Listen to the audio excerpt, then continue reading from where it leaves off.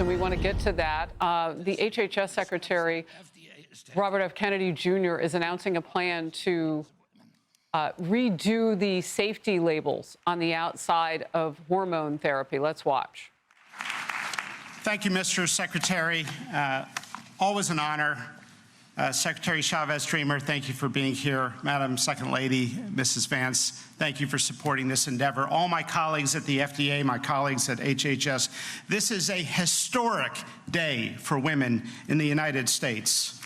The Women's Health Initiative study was the largest study ever done in U.S. history, a $1 billion study at the time.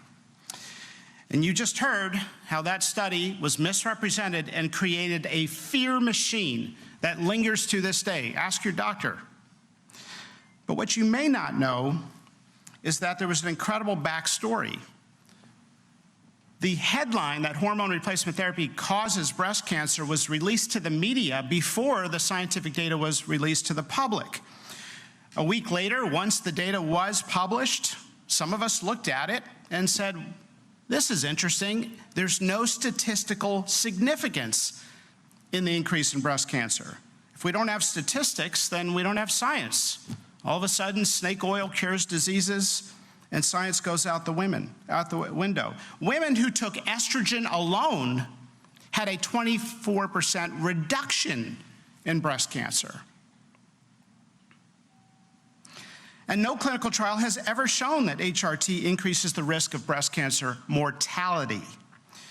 In talking to some of the scientists involved, in my curiosity as a cancer surgeon and public health researcher at Johns Hopkins before I came into this role, I reached out to some of the scientists and asked them about this controversy. I learned that before the study was released, the researchers got together in a hotel in Chicago and a shouting match erupted. One of the scientists said, if you put this out there, if you, quote, if you stir baseless fear around something so sensitive, that is breast cancer, you can't put that genie back in the bottle. Those words were so prophetic. Look at where we are today.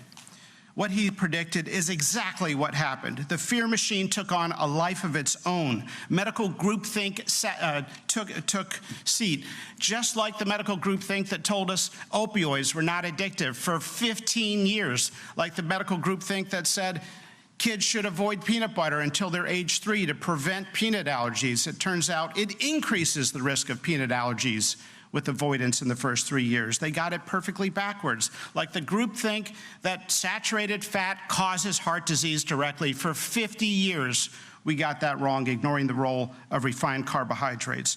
Tragically, for women, 50 million women since that study 23 years ago have been denied or never offered or talked out of the life-changing, life-saving benefits of hormone replacement therapy, including my mom.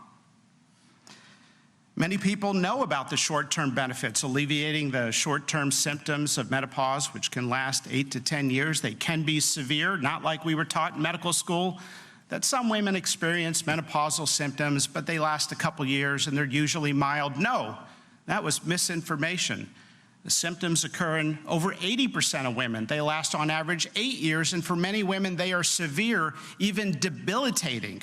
Mood swings, night sweats, weight gain, hot flashes, divorce. By a large body of evidence, there are now recognized to be profound long-term health benefits that few people, even physicians, know about. A large body of evidence. The reduction in risk of Alzheimer's that's been suggested in one study. But let's just talk about the risk of bone fractures going down 50 to 60%. This is New England Journal level of medicine evidence. A woman who makes it to age 80 has a 1 in 3 chance of having a hip fracture. It is avoidable with a risk reduction of 50 to 60%, and so we're hammering rods in a woman's hip as a part of an operation for a condition that may have been avoidable. We don't talk about this issue as much as we should.